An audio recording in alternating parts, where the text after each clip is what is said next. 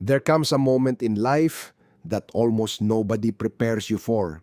A moment when you grow tired, not tired of working, not tired of dreaming, but tired of chasing people who were never truly walking beside you. For years, you answer first, you apologize first, you check in first, you fight to keep relationships alive, you become the one carrying conversations, fixing misunderstandings, and trying to prove your worth.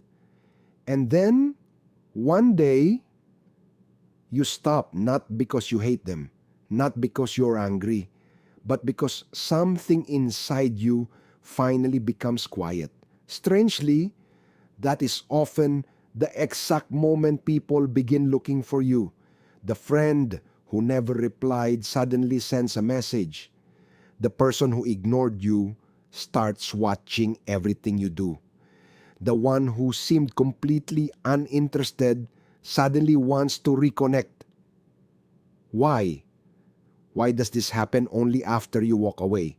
Is it coincidence? Or is there something much deeper hidden inside human nature?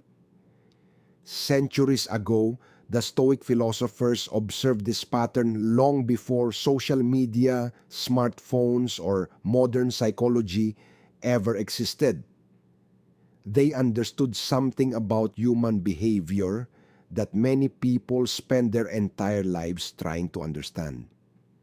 Because people rarely appreciate what is constantly available.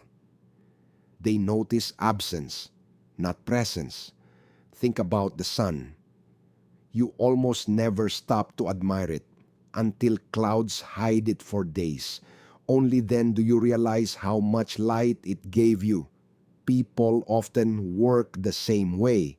The constant friend becomes invisible. The loyal partner becomes expected. The reliable coworker becomes ordinary. The caring child becomes taken for granted. Not because they lack value, but because consistency creates familiarity. And familiarity often blinds people to value. Marcus Aurelius once reminded himself that the opinions of others are beyond his control.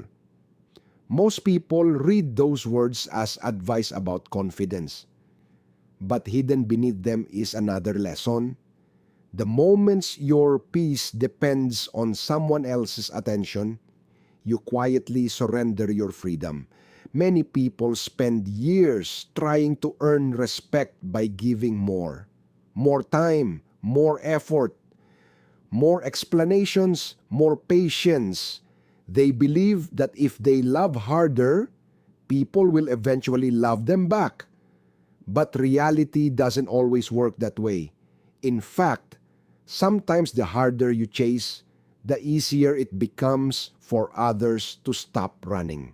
Imagine holding sand in your hand.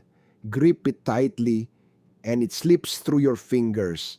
Relax your hand and the sand stays. Human relationships often follow the same strange law. The more desperately you try to hold someone, the more pressure they feel. And pressure rarely creates connection, it creates distance. This is why so many people experience something that feels almost unbelievable. The moment they stop sending endless messages, the other person suddenly notices the silence. The moment they stop asking for attention, attention begins returning. The moment they stop begging for respect, respect slowly appears. Not because people suddenly became better, but because value becomes visible once it is no longer guaranteed. Psychologists call this the scarcity effect. The Stoics simply called it nature. What is always available is often ignored. What disappears suddenly becomes important. But here's where many people misunderstand this lesson. The goal is not to disappear so people will chase you. That is still manipulation. And manipulation is just another form of chasing. The real lesson is much deeper. You stop chasing because your peace becomes more valuable than someone's approval. There is a difference, a huge difference. One seeks control over others, the other regains control over yourself. Epictetus once taught that freedom begins when we stop trying to control things that were never ours to control. Think about that for a moment. How much of your emotional energy has been spent trying to change another person's mind? Trying to convince someone to appreciate you, trying to explain your intentions, trying to make someone understand your heart. How many nights have you replayed conversations, wondering what else you could have said? How many mornings have you checked your phone, hoping for a message that never came? Most suffering does not come from rejection itself. It comes from resistance, from refusing to accept what reality is already showing us. Reality whispers before it shouts.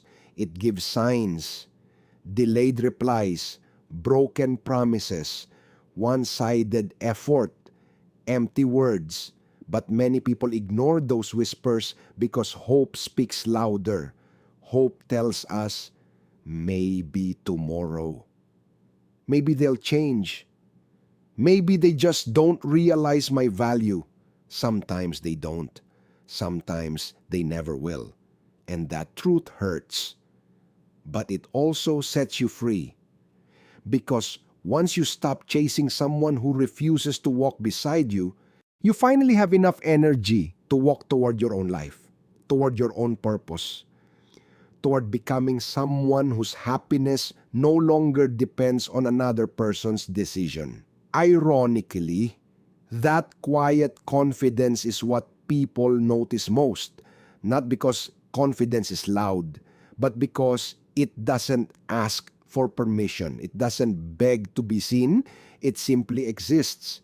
And human beings are naturally drawn to those who no longer need constant validation. Not because those people are perfect, but because they radiate something increasingly rare, inner peace. And perhaps that is what everyone has been searching for all along.